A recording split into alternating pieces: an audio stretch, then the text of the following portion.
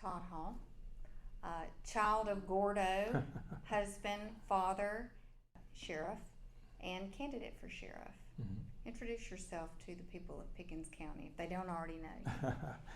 My name is Todd Hall, lifelong resident of Pickens County with exception of military service and a stint with the Houston, Texas Police Department. Have a wife of 42 years, have 3 adult children and 3 grandchildren and 2 son-in-laws. Very proud of my family.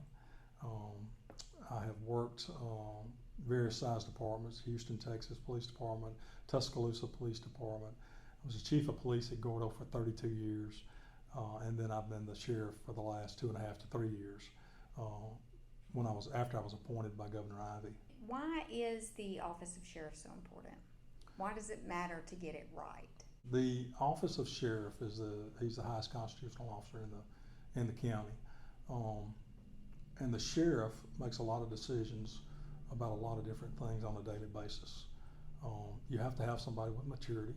You have to have somebody that is grounded, and I feel like your faith is a part of that too.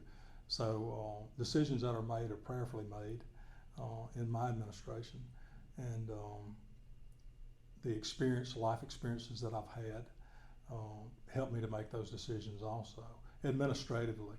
But let's face it, the last 2.5 years, 2.5 to 3 years, the pandemic has turned our world upside down. COVID changed everybody's world.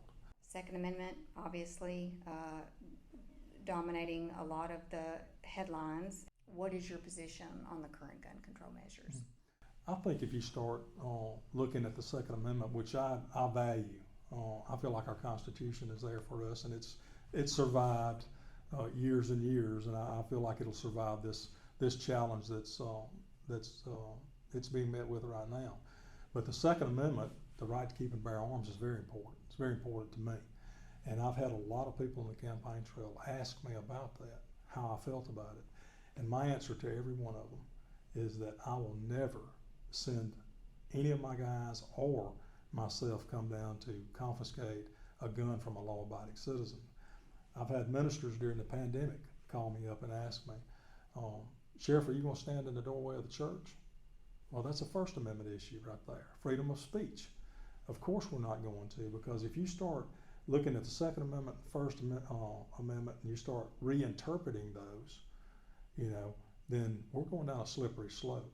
So I've told those pastors I will never stand in the doorway of a church, and I've told those gun owners, those Second Amendment gun owners, that I will never take your gun from you, from a law-abiding citizen.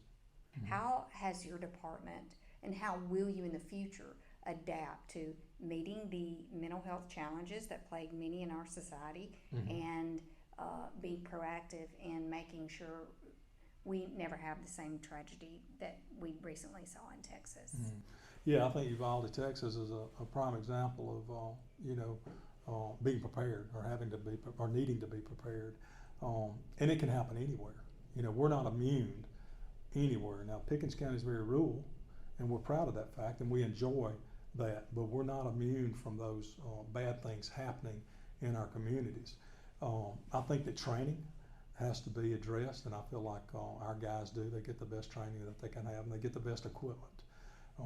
In a changing world, a changing law enforcement world, we have to be prepared to change with it, and to be prepared to meet those challenges. But in those cases that you're talking about, who could foresee that someone would come to a school and shoot those children, just murder those children and those teachers? But the public expects us to be prepared to meet that challenge, because when the devil comes knocking at the door, they expect for someone there to meet him, and they expect their law enforcement to be prepared to stand the gap between chaos and the good citizens. What is your vision for addressing funding challenges? Mm-hmm. The county has a certain amount of money that they have. Okay, that money is divided among many departments. The Sheriff's Department gets part of that funding, or part of that money, that pool of money. But if we want to do anything else to meet challenges, we have to be aggressive and go out and get alternative funding. So if I bring a special project before the county commission, I always bring a funding source for it. because ultimately they're responsible, for the funding of the sheriff's department. So if we're going to do extra work and we're going to go out there and we're going to get extra equipment to be better prepared to serve our citizens, then I feel like we need to bring a solution to the table also. So how important is it that whoever the people of Pickens County elect for sheriff be tapped into the funding and the important role that federal grants matter in you meeting the needs of the community? Right. Some of the equipment that we've been critical of getting. But those pieces of equipment, anybody that you talk to, or if they'll give you the chance to talk with them, can be easily justified. Because just like with our boat, we've got 39 or 29 miles of river. Okay, you don't need a boat till your boat's sinking. But when your boat's sinking, if you're in Pickens County, you expect your sheriff's department to respond.